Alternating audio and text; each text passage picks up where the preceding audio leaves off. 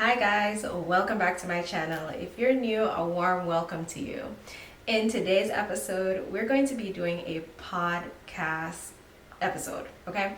And I am going to be having my cousin here today. I'm very excited to get this going because we're going to be talking about our mothers, our family dynamic, how we were raised. So that is going to be an interesting topic. So we're going to deep dive into a few questions right now.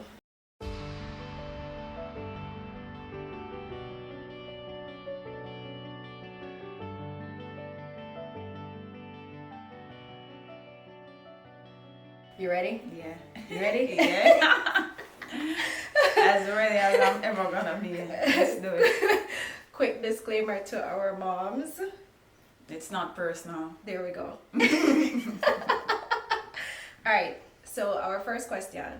Thinking about our family dynamic, especially being raised in somewhat single parent household, what do you think are some of the key factors that have shaped it over the years, and how have these dynamics evolved as we've grown? So kind of marinate on that question a little bit. Somewhat single parent household, some of the key factors that have shaped how you were raised, and how these dynamics have evolved as we've grown older. So personally for me, when it comes down to certain key factors, I would say one of the biggest thing was that my mom was in a constant state of hustling. Yes. Like, because she knew that she had three of us at the time and she had to raise us. By the time I had sense, we had myself and my brother, and from that point, from what I could remember, she was always working. Up to this day, she works 7 days a week to provide for, us when we were younger. So she had this hustle mentality. She had the idea, or she knew the importance of what money could do. So therefore, she worked hard for it.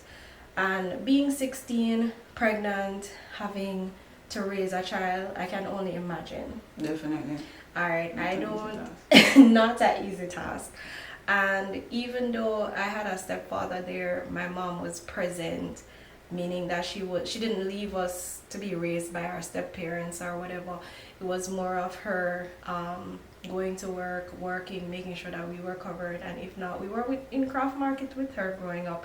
So as I've grown older, I can say that I've taken that part away.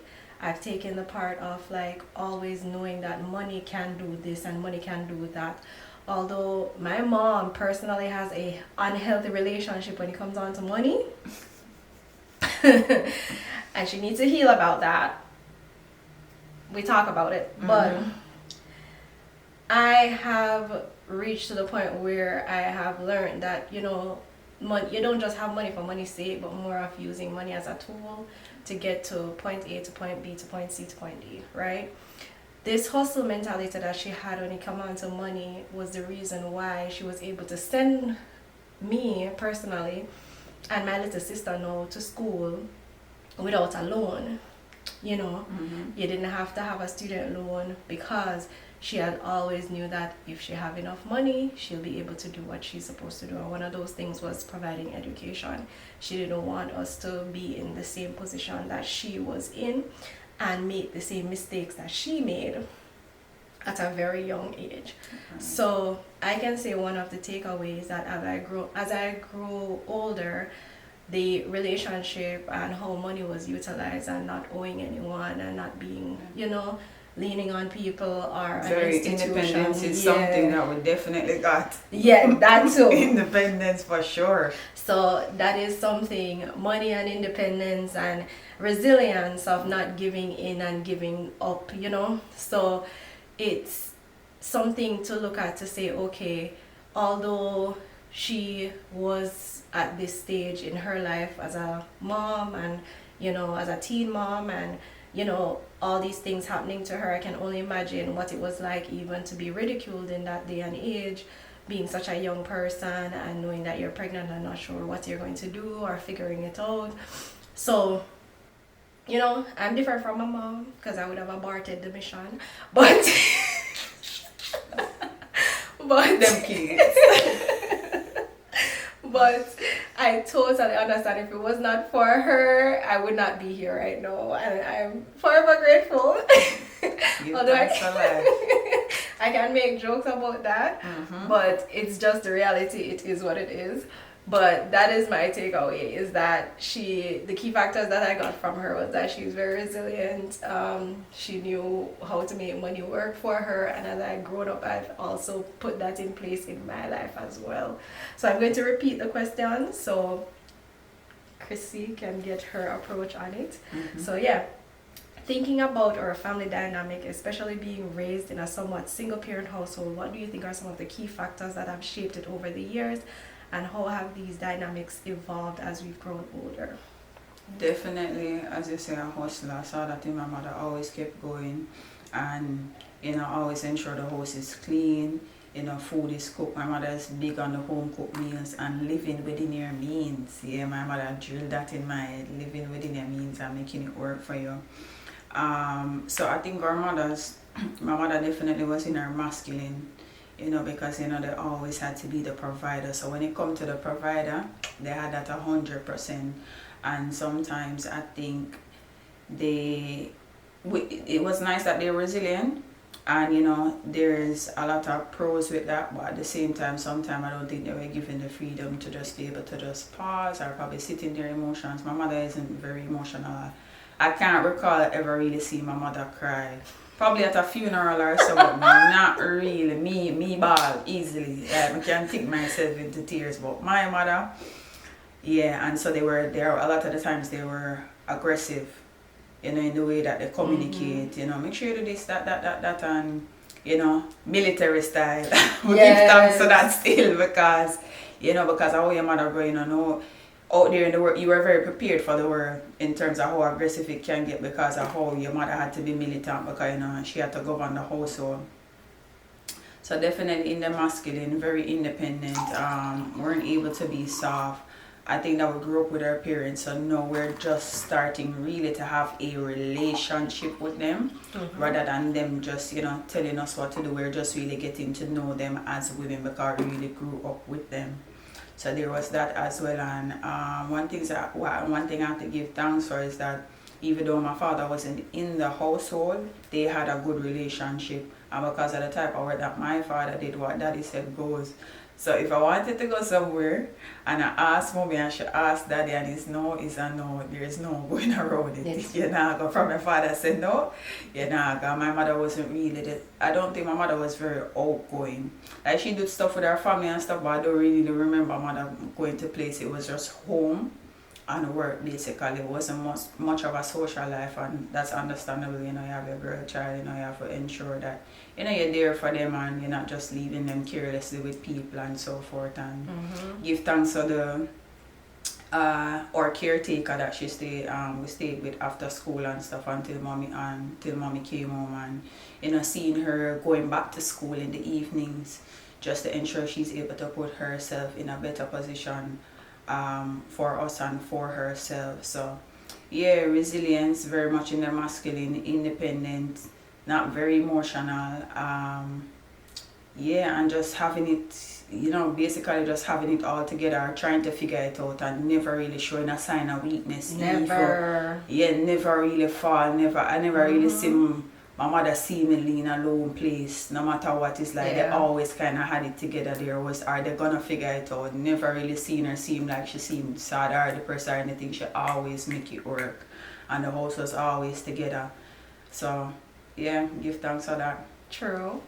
And I'm glad you touch on that, like as it relates to the father part of it, like not having the dad in the home or not having my father in the home, but more of wanting me to have a relationship with my father and also wanting me to have a relationship with his family. Definitely as you grow older, you kind of, dynamics change and everything kind of different now, I'm a little estranged from most of my father's side. And it's like, it's not because of my mom. My mom made sure that I was on that bus going to Galena to visit my family members every holiday. All when me usually cry blood, sweat and tears. You're going. Me going. So they weren't bitter mothers like that, like, oh, exactly. you know? My mother never showed no sign of bitterness or hatred or anything like that. In her mind, it's like, you have to know your side, this side of the family. They are still your family. I wish we could have taken some of that from her, but I don't know if we can ever take like the whole because of family, because to me they're big on that too. Family. Big on family, yeah. They always, and I don't know if my mother is kind of the source of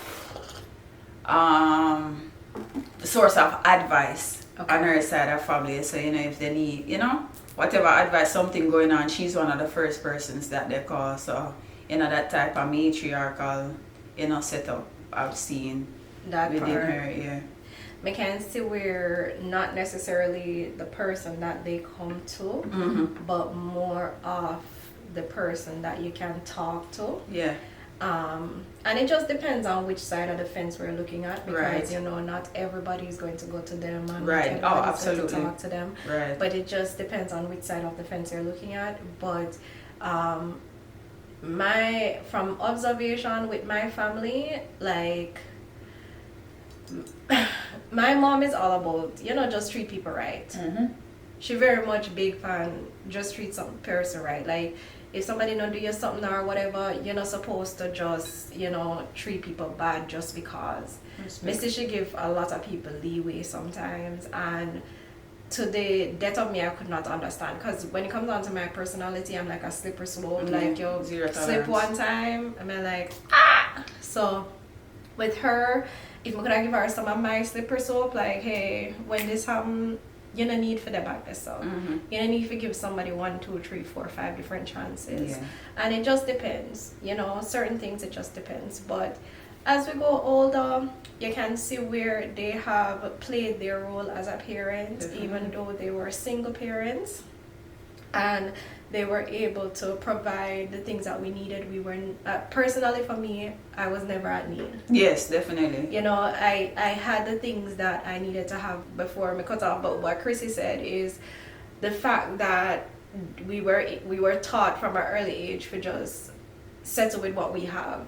In other words, be satisfied with what you have. Be satisfied with what you have.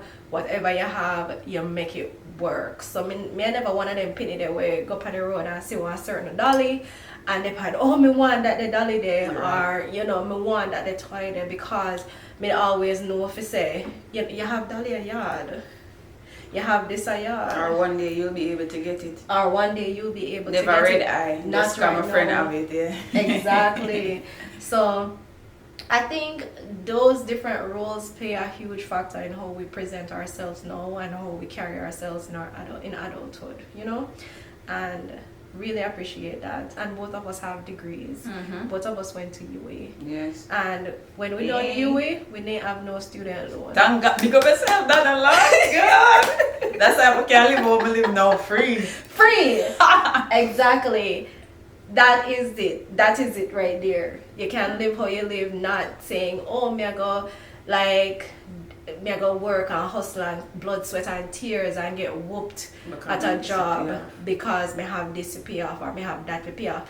When me start work, me never have the idea to go buy one car because me know me could have walked go work. Me put myself in one position where me could have walked go work, or me can hold a taxi. So, these are the things that they did, like having that resilience, hustle mentality, and doing everything that they needed to do as a mother, and allowing us to build certain relationships as we grew older. I think that made us into the woman we are today. Absolutely. So yeah. Cheers to that. Cheers to that. And we're off to the second question. So, reflecting on our family history, are there any influential women whose stories have inspired you? How have their experiences shaped your outlook on life and relationships? So, reflecting on our family history, are there any influential women whose stories have inspired you? How have their experiences shaped your outlook on life and relationships? You want to start off this one? No, why I keep You going want me to keep first. going first? Alright. So, when I reflect on my family, I always think about Mama. Of course. Rest in paradise, Hazel Brown Russell. But I always reflect on her being that she moved away from an area of comfort, which was where she was surrounded by family, having lost her mother at such a young age and having to live with her father, and then eventually moving from, what that call again, Fatespen? Yeah, Moving from Fatespen, Yuatan area, and moving all the way to Ochi, right? Mind you, I don't know my family history that much, meaning so I'm not sure if she did move to a family member down there or she just take up herself and go down there. But the idea of leaving somewhere of comfort and trying to figure it out was something I admired from a young age, knowing that she had her family here. She could have stayed. She could have stayed and live up at Yuatan. She could have stayed in that comfort, but she decided to leave and make life. And in leaving, she was able to create another family through friendships, right? Meaning that she moved to Ochi and she got a job in a craft market. She got a craft shop where she was able to sell craft products, eventually buying land, Entrepreneur, hello. building house. Yes. Although me hear some jokes about a house there because Mama did just get one man to build the house and the man build the house with no window. Backside. And and then they have to walk around the house and look out windows. So that is so, and then she buy land and she make this house and she was able to give space to her other kids, and what we did have like the board structure at the front. board structure at the front. A whole heap of transformation. Exactly. The board structure at the front and the board structure in at the back. And I think I like Skinny and Country they live back there so and stuff, and then Auntie Grace and Marty and Auntie Rosalind at one point, Auntie Monica. Yeah. Cousin Monica did live at the front in that board structure. And I mean, just to think about the fact that she moved away, created a family, created friendships in the craft market, building a community with the people that lived on the street that we lived on growing up. I think that I admired her for that. She lost her mom. You think about that. Living with your father. Living with your father and was a not stepmother, easy. not easy. Not easy. And I think she kind of realized that and noted that, me not gonna last forever. Yeah, so she never give in to living like that. Yeah, you get what I'm even saying? though it might have been comfortable, it still have uncomfortable parts in it. Yeah. So, and I can just imagine, like, you hear a story about from friends or associates we grew up with their step parents and how it was hard and how the parent would step back and allow the step parent to your children. Yeah. So as I say, I don't know if this happened. This is like, I'm just saying, for example, right? Disclaimer to any family members that thing, but I'm not saying this happened, okay? But we're just talking about from stories and experiences of others that could have been like a driving factor for her to move to somewhere else. And in turn, she created a family. In turn, she created a life for her, not just herself, but also her children. And able to provide what she could provide or how she could provide with what she had, and allowing us, as my mom was a teen mom, so allowing my mother to have a space to still raise us. And then eventually she grew up and decided, we're gonna continue build, and she built upstairs, and right. So it's just from doing that one move created other things for her children and also for herself, because she built comfort. She was able to sit on her veranda that she could look out and watch her grandkids and look at her grandkids and play with her grandkids and plant with her grandkids. Like, she was able to do that. So to me, she lived a wonderful life. and just making such a move and not sitting in discomfort and allowing discomfort to direct her life. So she's something that I admire when it comes on to like making such a large move and go getter basically. Definitely. So that them get it from entrepreneurs. So yeah, the independence and stuff. You definitely get it from her, like leaving out and getting out of your discomfort or out of your zone. So yeah, that's a one thing. That's a one person I would say I admire. Definitely, I admire her as well because what she did also benefited me because I was born in that area and my early years of life, my mother was also living at your grandmother's. Yes. You remember all I did in one house at one point and a share room and everything there. So it's amazing. It's just I'm so grateful and even growing up I would return there on holidays. Me and nieces spend whole heap of Christmas and summers together. So just having that space so cousins can come along and bond to the relationship that we have now, that is very profound and I'm very grateful. I also admire my own grandmother, big up herself, Violetta, who has 7 children, and she also grew up in the Yorktown area and then lived in St. Anne. I was in the market for years and years, selling the crops of her husband. And something I really love about my grandmother is just her temperament. Definitely one of those. I think they always have this maternal instinct. There are people that feed other people's children and take care of other people's children. Oh yes, mama. Yes, so they're really big on community. And and that's one of the great parts about existing in rural areas, especially in rural areas in Jamaica. Mm-hmm. And my grandmother, she, even though, go-getter still entrepreneur, she still had a level of softness to her. I never really hear my grandmother raise her voice. So she was still, I know she can get out there if somebody fast with her family or whatever, you can get her out. But generally speaking, she's very, calm, and I admire that. Even in her older stage, she's still somebody that you want to be around. Yeah. Sometimes older people get so miserable and bitter that you don't even want. But I could live with my grandmother, I'm sure, because she don't make stuff bother her. Yeah. She's not really nitpicky and nagging, so definitely admire. And my own mother as well, bigger up again. Yeah. So, the women, they're always, driven, resilient, they just keep on going. So that theme, existed up till now and it will continue to exist because that's just something that's embedded in them. Mm-hmm. So yeah, those are the factors, those are some things that I admire about the women in our family. Oh, true. Yeah, and them not afraid for left nobody when it not work. Yeah, they not run through people like that, but they not stay in the misery. No, we're not doing that. We not do that. Zero tolerance. You get some little chance, but we not sit down in the madness with you. That is it. That part. All right, and we are back. Let's go. How are you feeling? Good. I'm feeling great. Amazing. All right, so we're going to be continuing on our questions. Mm-hmm. Okay, so the third question is, in navigating family gatherings and conversations, do you feel there are certain expectations or pressures when meeting with family we have not seen in a while? Let me read that again. So in navigating family gatherings and conversations, do you why me can't read?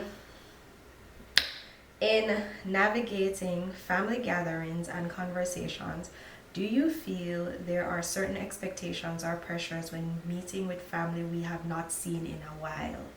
For example, funerals. Mm-hmm. All right, we just had basically 2 recent funerals, my grandmother and grandfather, because we do not have family reunions on this side of the family. How do you personally navigate and challenge these expectations?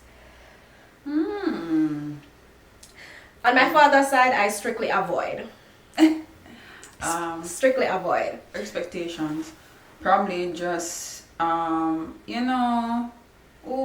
coming together and conversations, just having to interact. I think that's the expectation. Mm-hmm. Having to interact, even though year long or years by you don't really have a relationship with the person. So I think there's that expectation. Me can't fake it. I'll say hi, hello, how you doing, small talk. But if we don't have a relationship, I don't know what we're really gonna talk about in these settings. Mm-hmm. Or how we're really gonna perform, because there's a lot of performance During gatherings? yeah, Mm-hmm. with family and thing, and especially through his funeral, a lot of people, in their emotions and stuff, I want to feel that level of closeness, but again, I can't fake it if we don't have a relationship. And a relationship don't mean we have to talk every day. Me and you don't talk every day. Months can go by when we sit and teach each other, but because we have a foundation from we were in our teens and younger, then no matter how long we go without talking, there's just that one. You know what I mean? We can catch up on stuff when we see each other in person and stuff. So I think the expectation more than anything is just to generally interact.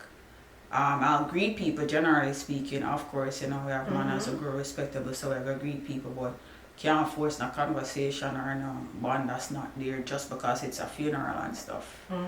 Yes, I think that's some of the expectations. And I guess if you travel and if you live overseas, people probably expect that, you're gonna take stuff and material stuff, and or if they feel like, you're in a better position or you're more well off. You should have. You're supposed to bring stuff for the other family members, which nothing is wrong with that, but also you have to leave people to their own discretion. And remember, you don't know what people are experiencing in their life. It can seem all good. A lot of people experience things and you wouldn't know unless they run away with them. So even though them alright to take care of themselves fully, them probably not have as much to give as what you believe.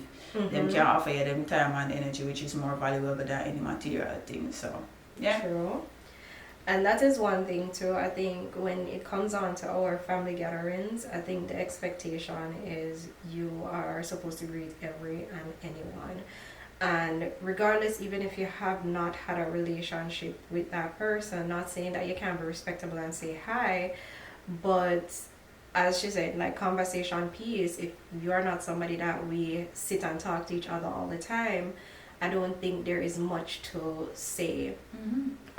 Especially if there is also history behind certain people, meaning like if you did treat my mother bad, if you don't like the calf, you're not gonna like the cow.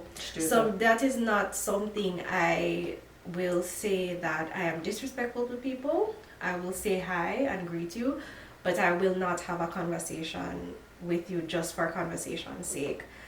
Navigating, for example, mama funeral was a little I don't know, just a little stifling to me because there was so many different people that I have not seen in years, and some of them was new. Some faces were new. So navigating that, it was like I had tunnel vision going into mama dead yard. Like when I was walking, I think I walked by you and didn't even realize, and you didn't even have tunnel vision because you walked by me and you don't realize. But it's like it was so many people there. And then, it's not normal for people in my family to have the piercing when me have and stuff like that. So there was also thoughts of possible judgment going through my mind, which you could have said me create my own demons as well. But at the end of the day, I still try to live in my comfort. So if people talk to me about the nose ring, I say, I think one of my auntie will have dementia say, oh, the one with dead would have pop it out of your nose. Oh my God. Blah, blah, blah. Oh my God. But she have dementia. But it wasn't, I just smile it off and stuff. Yeah, because we're the new generations, there's a lot of things to do that they're not going to accept. We have tattoos. I have tattoos. They probably can't see them right now. Yeah. Or parents. I'm not going to be sting them. Yeah. That too. So it's like, I think I created my own demon going in there with certain expectations, and then also there is this idea that but I can feel the discomfort around certain family members. Of course. Let me just say energy, that. you can sense energy. Yeah. That's a real thing. So it's like you're around certain people and you can feel the love. Yes. You can feel the excitement. You can feel comfort. You can feel, this is this is my person, I'm not talking about relationship. I'm talking about just having that person and just being around them, and they create an environment where your spirit is at peace. You're calm, right? And then you go around certain family member and you feel the tension. you feel the discomfort. So when we have certain gatherings, I do go away from certain family members. I don't hang around them during the gathering. Um, I will say hi and bye, but you're not going to see me standing there just for standing there sake. So I choose, especially as I've gotten older, I've chosen who I want to socialize with and who I don't want to socialize with. And it's okay because it's, as Chrissy said, it's not easy to fake. It comes easy to other people. Yeah, but we are a sharpshooter. I'm Yeah. for the April, you know, we on the fire and the The earth. April. Yeah, them kind of so yeah, I guess we might come off at the mean girls, but what you have to do? Make you just can't fake it. What are we gonna do. So honestly, and it might sound some type of way to certain people, and I think Chrissy have experienced it the same way. Like some people say, oh, you're selfish, or you're mean, or you're tanty yourself. Tanty yourself, being selfish have brought a lot of peace in my life. boundaries? Exactly. And you have to have some level of boundaries, especially when it comes on to family. When you can have strong boundaries with strangers, you have to even have stronger boundaries with family, because the expectation or the idea of certain things is real. And you don't know them are people there for life. And like one friend where you can cut off or one man or whatever, you got always related to them. Exactly. So you better have some boundaries to have a healthy relationship with yourself and them. I mean. Yeah, I think my biggest thing when it comes on to family was boundaries as well, and not like my mom, as I said, my mom want you to have like good relationship with anybody, so she would be like, oh, go call to this person or go call to that person. And I think me did explain to you like one family member when me did at a funeral, and like me just I get this stink look. Like one family member just see me and she just screw like, and yeah, I am such a happy-go-lucky person. Yes. Like me see it, and then me just, it is what it is. Detach. It is what it is. It happened. It is what it is. But you're not gonna really see me a call to those people anymore, or they not in space or whatever. I, not call to them, but like me would greet you, but that's about it. Because it was just an unnecessary stink look, and it is what it is. It is what it is. People are finding their own demons. Yeah. One of the things you realize it's not personal. A lot of people are unhappy with their life, so they project that onto you. While me and you, we know if we feel some type of way, isolated. Isolate. And get your energy together before you grow on other people. Other people just project, and you know, I guess it just comes with levels of awareness. Exactly. I'm big up all of my friends them, because I have isolated so much throughout the years, and the people that talk to me know. They know themselves. Like whether that is family, whether that is friend, like I'm isolated so much when I'm not okay, because I do not want to project, or I don't want to come off like biased, especially if I'm not isolated and I'm going through something. I don't want to come off biased, meaning that you can be going through something, and because I'm in my negative era, me can come off negative to you, not meaning that that's not what you need to hear right now, but that is all I have to give. I don't want that for you. So I understand that we're all humans and that we go through things differently, but when it comes on to my family or our family, I don't think some of us have learned or are aware of that. So we are just present in whatever situation, we're just present with whatever we have to give, and it comes off strong. You know, when you're not in a good mood, keep to yourself. It's okay. It's okay to self-regulate. It's okay to go to a room and calm down. It is okay. And take some deep breaths. Take some deep breaths. And I think people take isolation personality, not knowing say sometimes you isolate and you never go through nothing. It's just a part of your personality. We're just not used to. I guess because we grew up in a big families and stuff, you always know you have to take your own space for those. Create your own personality and just your own peace of mind. We're not used to being around a lot of people all the time. So it's not even personal sometimes when you just take some time to yourself. You're just kind of used to your own space from growing up. So you really don't have nothing to do with nobody sometimes. I just a part of our personality. We lived in an extended family. And for me, it was an extended family for a good while. Definitely, I know that. You know, Chrissy them did move and they were them there.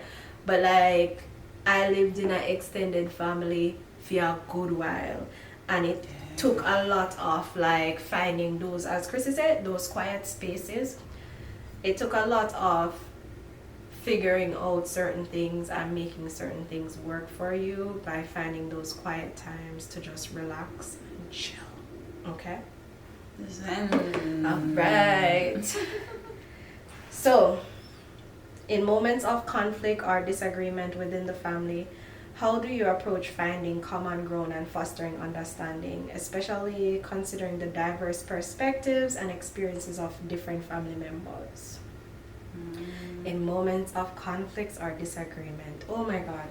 In an extended family, there was a lot. Me always did laugh and say, me can't wait for move out of tenement yard. And it just constant issues and people butting heads. Like me can call that out now of what it was, but before at a young age is like, oh, me not talk to this because she do this to me or she do that to me. But it was more of like a lot of people living under one roof. There is bound to be problems. There is too much energy flowing around, too much different personalities.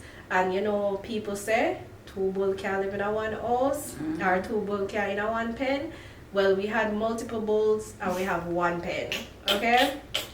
So, and that was just the reality of it. That was of how the upbringing was, right? I think with conflicts, I don't think in our family we know how to listen to hear somebody. I'll just have a conversation if anything is an argument, and a lot of people can relate to this. Generally speaking, there's not a lot of conflict resolution that is taught, or just like how we can just sit down here and just have a conversation. Sometimes when you bring up things to people, they will come off as, oh, you're arguing, when you just say, you know, this something I'm gonna feel this way. We don't practice that a lot. We are incorporate that in our lives and in our relationship and passing it down to our children, but that was really something that was taught. No. My mother, even up to now, when mommy talk to me, I ask her why she shout. Like, why are you shouting? Like, I am not doing this. I'm quick to say I am not doing this. I'll talk to you another time. Too long and we'll have a conversation. Yeah. Growing up, I used to write my mother letters. I guess that's how I found my love for writings. That's what I used to do. Right, cause when you know, and there's that respect / fear for your mother. Yes. I don't know how it ever come off. So the letters was really my go-to, because sometimes I had to practice expressing myself verbally like this to be able to speak freely like this. But growing up, I had to write it out so I can get it all out. So I know I'm not missing no points, everything to the T. A part of me was kind of scared of mommy, so I think that is why I wrote letters, because I like when me in front of her, me can't say what me want to say, because I guess it's not coming out because of everything that is going on in my head, and especially because I went to boarding school too. Oh yes. So I went to boarding school and I was like, oh yeah, me have to write my mother this how me feel. This is how me feel, and this is blah blah blah. And I think there was a letter when I was in grade 10 or grade 11 that made her cry. When me did not boarding school, me write the letter before me leave.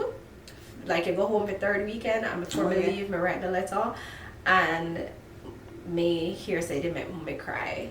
Me did feel kind of bad, but at the same time, it's like a how me did feel, you know? And I think that was some level of growth within myself, because it's like, your mother do something to you, don't say nothing, just live and act out and blah blah blah. But instead of acting out, me write one letter for her to know how me did feel. And then I think me carry on that in my marriage too. Or not marriage, because me and Ryan never married yet. But like when me did a date Ryan, me did have certain issues, because when me go in front of him, me can't really say what me want to say. Also have that in common. I would write Ryan a letter. Me da write Ryan one letter, and I mean like a 2 folder leaf letter for him to sit down and read.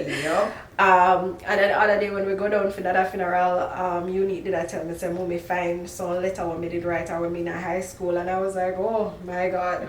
Just the thought of like not being able to articulate or just say what you want to say.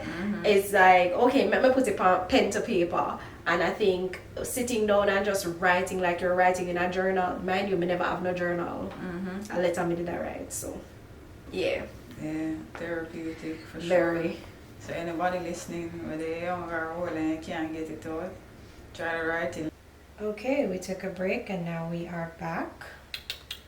So we're going to go off into the next question and the final question. Thinking about the future of our family, what values or traditions do you hope to pass down to future generations, particularly as a woman within our family? So, thinking about the future of our family, what values or traditions do you hope to pass down to future generations, particularly as a woman within our family? One of the things I think about is just, especially for Azalea, just passing down, not being tied to a job due to financial reasons, because my mom passed that down to me where I did not have to work for, not necessarily work for something, but meaning that I didn't have to do something if I didn't want to do it. So I was able to get a job. Yeah, financial freedom. I was able to get a job without debt and use that money to do what I wanted to do. Of course, I helped to pay a bill or two, which was minute, but I was still able to just have fun with my money. Whether I wanted to save it, spend it, whatever, it was my money to work and have. So that was the bonus of that. One of the things I want to pass down to her is to actually save for her, right? So my mom worked and paid as we go, but just having that lump sum of money to just give and say, hey, start your life, I think it was more of her paying my way to it, and then when I started working, it was my money. Right? So now how I revamped that is that I actually have a savings account for Azalea, and therefore when she hit a certain age, it's either we're going to buy your car cash, we're going to pay for school cash, or we're going to be giving you a down payment towards your first home at a certain age. So two of the three we at least would love to do for her. Even if she's at school and we're paying her way, at least when she finished with school, we can be like, okay, here is your down payment for your house. Right? So it's like I'm hoping to keep that going for her. That's one of the things I want to take from my mom to like carry on into our into the future with my family. Another thing is to like knowing your family. So now that we are going back and forth to Jamaica, I always push, and not I always push, but we always make sure that we're visiting both of the families, unless it's something that is going to affect Azalea traveling far, for example Mandeville and stuff. But the family still come to her in Ochi to see her and stuff like that. So we are trying to make sure that she knows both of the family sides and not just one side. Definitely. So compared to like we were talking about this earlier, like we never really know the other side of family. Right, yeah, definitely. Obviously, I think female parents would have died by the time we reached certain age or even was a thought. But we never know that history. It was like dada, stop. So I've never personally met any of his siblings. So no, I lie. Wait, maybe a nephew and a niece we meet. Rasta, I think a nephew and niece we were familiar with, but I wouldn't say we're familiar with like a grandparent. Understood. Yeah, a grandparent or great grandparent. Or great grandparent, or we usually visit them. Like, I mean, I remember that history of that, but we usually visit mama's side of family. So me would want Azalea to know both of like Brian's side and my side. So yeah, very important. It's very important. Hopefully, as the years go by, I will build a relationship with my father's side, and then she'll be able to be in their presence a little bit more. But for right now, I don't really have a relationship with them, so therefore I don't think it's she gonna be able to know much. Right. But as me say, life happens, things Mm-hmm. happen, times change, people grow up. Even me have some growing to do when it comes on to certain situations. Like I am still biased when it comes on to certain things, and I'm learning not to be. But at the same time, I'm not going to put myself in an uncomfortable situation and then put Azalea in an uncomfortable situation. Yeah, So yes, I would love for her to know everybody, right. and she will have pictures and no pictures and whatever, but if they hang out and stuff, not too sure. One of the other things that I actually want, this is not as it relates to my family, but as a family, full family as a on a whole, because most of the cousins them kind of just chill for the most part. So one of the things that I would love is for us to have a gathering. Yeah. So like for us to plan a Agreed. trip to go somewhere and actually just hang out and just have good vibes and good drinks and good, community as cousins, or because there's so much of us. There's a lot. There's a lot of us. Because remember, we aren't, for those who don't know, we aren't first cousins. I think we're like third cousins. Third cousins, yeah. So we're like third cousins, and there is so many levels and levels and levels. And then we also have cousins like myself having kids, so even more, kids and babies and stuff. So I would love for us to actually have a trip somewhere, whether it be like a river trip, a beach trip, or just something that involve a gathering and just hang out.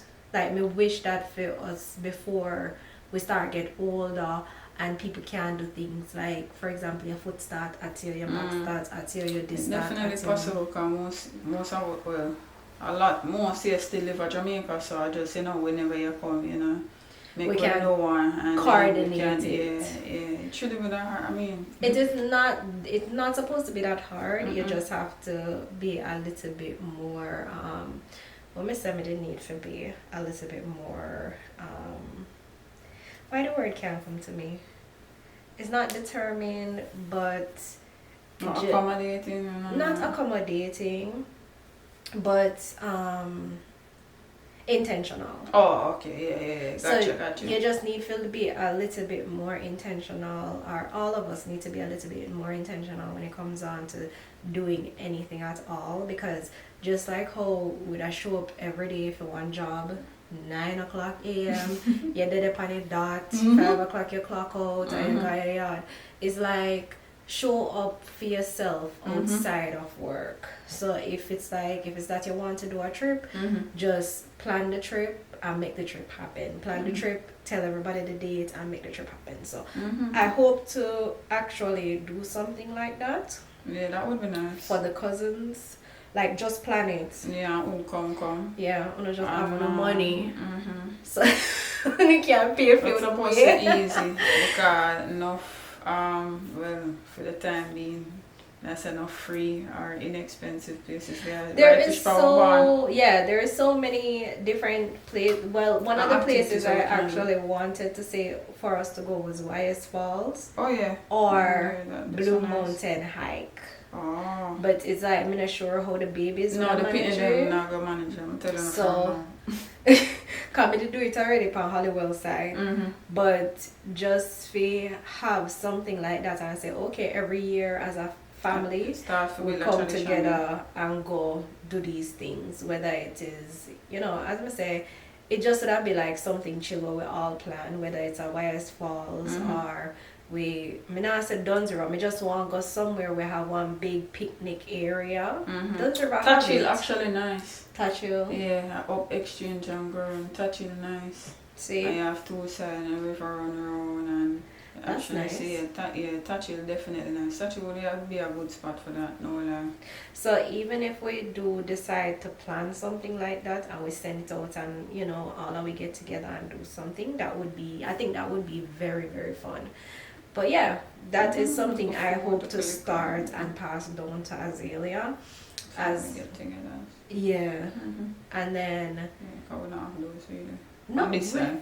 we not have it. We None don't at have it all. none at all. Like we don't have no family get together, and I think it's just the dynamic of our family. I think it's just the way we were raised and the people we were surrounded by, or maybe it was just that the whole family just go off of it was survival mode for a long time. Definitely, you know the thing about, and then you have to understand when it comes to planning with a bag of people.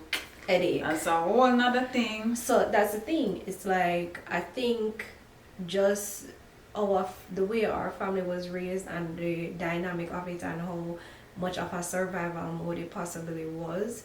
I don't think there was too much pleasure like things we do. Fun wasn't a priority. Yeah. I don't think like leisure, not pleasure, leisure. I don't think leisure was something that was prioritized and it was more of a luxury because mama usually go on church trips, but that was church trips, you know. We're talking about coming together as a family and just having fun, like playing games, having a drink, chit-chatting, just a family gathering, just a vibe. So we don't have that, and I wish we had that growing up because I would hear other family, like friends when in a boarding school, and I hear other people talk about like what they do with their family, and you know that little jealous thing inside of you, you wish you did have that, and then you know you grow up now, and if you can do it, you do it. It take me, I know 33 and me I talk about this like you can tell them me did in my own survival mode for a little bit, right? So it's like breaking generational curses of saying, you know, prioritizing leisure now that you have the option or the opportunity to do it, and then rope in your family, you know, get them to be a part of it as well. So I think that would be something that would be fun for us to do. So let me read the question again. Thinking about the future of our family, what values or traditions do you hope to pass down to future generations, particularly as a woman within our family? Yes, so definitely I got the opportunity to know both sides of my family. So that was good. Would always visit them, just like I would come to Ochi, I would sometimes go to St. Elizabeth, and surprisingly that side of the family too. There has been a few gatherings now and then. Always not funeral based or whatever, we've had get together, so that's good. Traditions, honestly we don't have a lot of traditions. There's things that we do, I don't know if we call it a tradition, but just like how I would come and visit you in Ochi, I would want my children, you know, to visit your children and stuff like that, to keep that connection going. Values in terms of, you know, how we were trained, you know, to learn how to be independent in terms of domestic duties, you know, cleaning up after yourself, you know, making meals, you know, being respectful, those things. Other things that I would love to do, definitely traveling in and outside of the country that we were born, for sure, exposing the children a lot more like that, and things that I see like you're doing with Azela, like, you know, investing in their things that they're interested in from their young, like art and stuff like that, and getting them to do things like martial arts, taekwondo, whatever. I definitely intend to do that with my children as well, and my nephews and nieces, and what else? Just giving them a level of awareness, you know, for them to be comfortable, just feel safe, a community, to express themselves, and to trust you and to want to be around you even when they're adults and even when you're older, you know. So there is that, you know, not the feeling of, because sometimes with older people in our family, you know, you don't want to do everything with them because you know them can be judgmental and them can be a killjoy kind of more while, you know what I mean? So just maintaining a cool relationship with them, so you know that they want to do that, and you know, just doing more activities and things where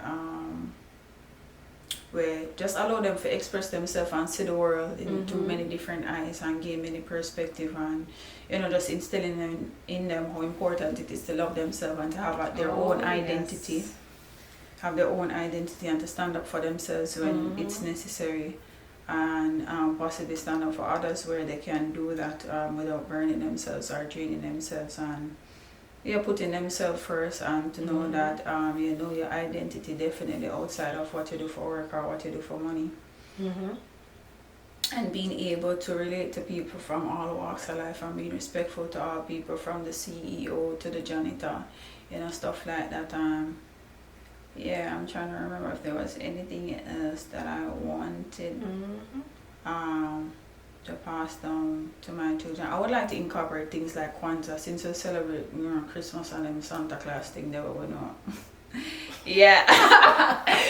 Yeah, I would like, you know, things like Kwanzaa, you know, the candle lighting and meditation and them things, they're showing them how important and thing, breathing techniques, just stuff like that to help them to be able to process life when things get challenging, give them tools in order for know that they'll be good and they have the answers within them. You know what I mean? For be able to overcome anything and to bring anything into reality, anything that they dream of. It's more than possible. It's never too much. It's never outlandish.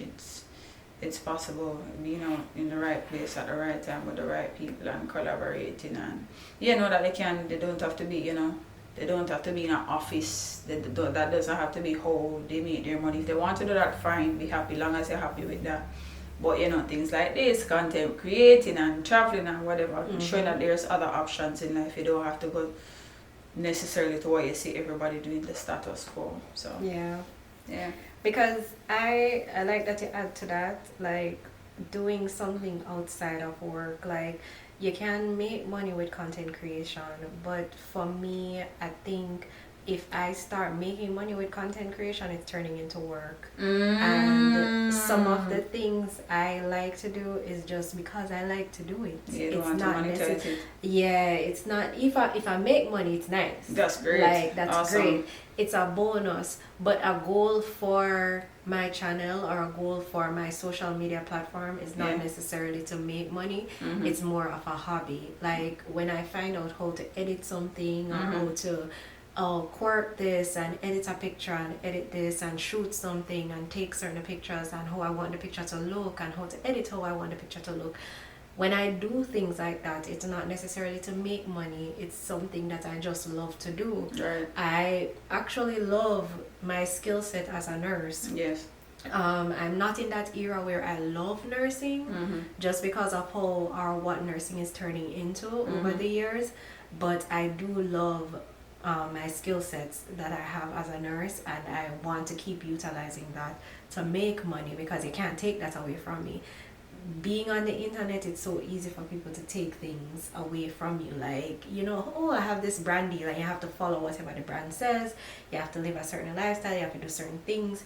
You can't say this, you can't this, da. You're very limited, and that is against what I want to promote, especially for my child.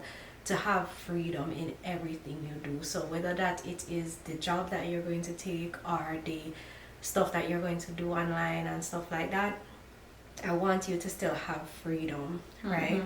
So I'm going to be talking more, especially because now that I am transitioning into a different role, I'm going to talk more on that as the episodes, our podcast continue, and also in my vlogs and YouTube videos. But yeah, we have come to the end of our episode. I was grateful to have my cousin here to just Happy to be here. talk. And I love this conversation that we have because it went on into other things. Definitely. Tied into the family, tied into personal life a little bit. But it was really nice to just let it all out as it relates to certain things. So I was happy to have her here and have this conversation with her, and she came and she unveiled with Nisi. So thank you guys so much for watching, and we'll see you in the next episode. Bye. Take care.